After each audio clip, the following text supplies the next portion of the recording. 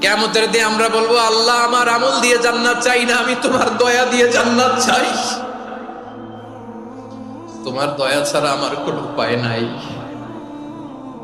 কারণ আল্লাহ যদি বিচার করে বাঁচার কারো উপায় নাই। আল্লাহ যদি বলে ফেলেন তুই এটা করলি কেন, ওখানে গেলি কেন, কোরআনে 1000 বার নিষেধ করলাম তারপরেও এই পাপে জড়ালি কেন, এরকম প্রশ্ন ছুড়ে দিলে আমার উত্তর আছে? বাঁচার কোনো উপায় আছে? ও আমার কলিজার টুকরা ভাইয়েরা, মাথাটাকে নিচু করে জীবনের সব গুনার ফিরিস্তিগুলো একটা একটা করে স্বীকার করে আল্লাহরে বলেন, আল্লাহ আমি পাপী,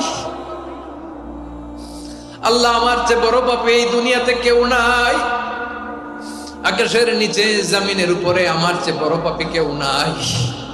একটা একটা করে আল্লাহ স্বীকার করি আমি পাপী, সব পাপের স্বীকৃতি দিলাম।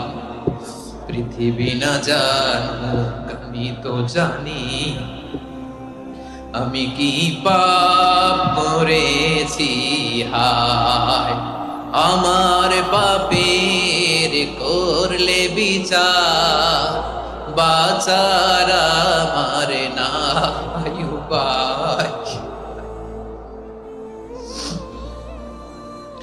দয়াময় তুমি মাফ করো আমায়, মাফ করো আমায়। আল্লাহ তাআলা যদি দয়া করে আমাদেরকে মাফ না করে, আমাদের বাঁচার কোনো উপায় নাই। আপনি কি ভেবেছেন আপনার নামাজ দিয়ে আপনি জান্নাতে যাবেন?